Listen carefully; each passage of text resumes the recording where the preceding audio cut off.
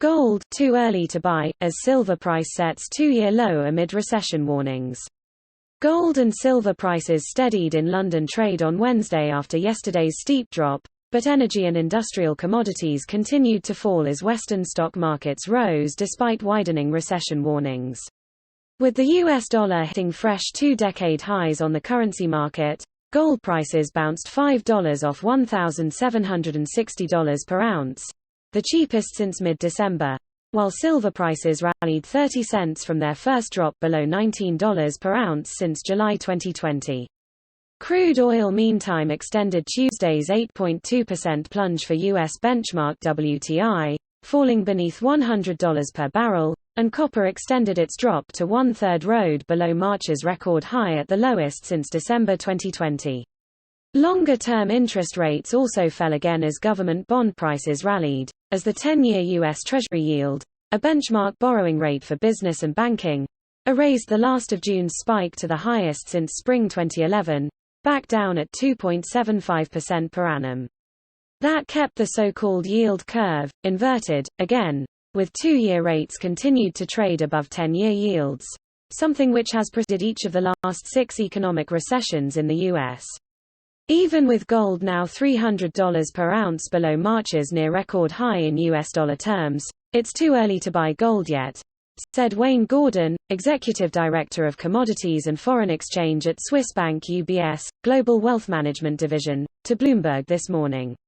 "We weren't buyers at the March highs," he went on, repeating UBS' end-year target of $1,700 per ounce and saying that the rise in real interest rates, against which is typically negatively correlated, is coming from both a rise in bond yields and a drop in, break-even, inflation rate forecasts from the U.S. bond market. That's telling you either that the Fed's got inflation under control or we're looking at what is going to be a recessionary-type environment. Once the Fed starts to signal that they're looking just as much at growth as they are at inflation, then you would see gold prices starting to move higher. Investors as a group cut their position in giant gold-backed ETF the SPDR Gold Trust sharply on Tuesday, with the fund liquidating almost 10 tons of bullion to reach its smallest size since end February at 1,032 tons after shrinking for 4 sessions in a row.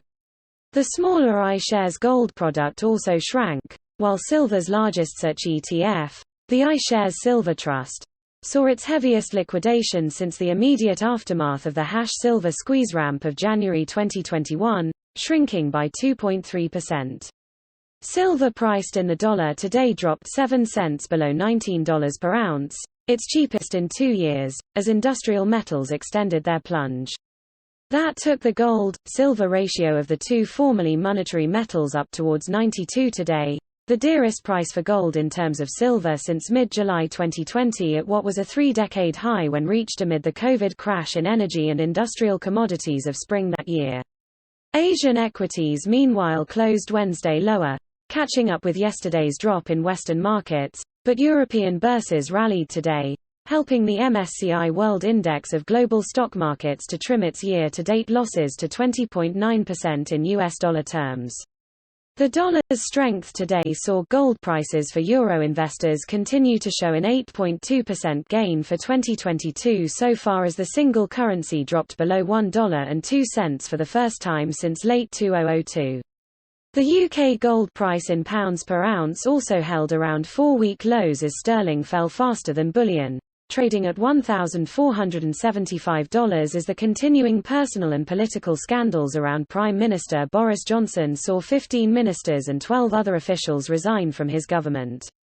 The economic outlook for the UK and globally has deteriorated materially, the Bank of England said yesterday in its latest financial stability report, warning lenders to prepare for debt defaults even as it presses ahead with small rises to interest rates in the face of inflation running at 4-decade highs, as it is also doing across Europe and the US.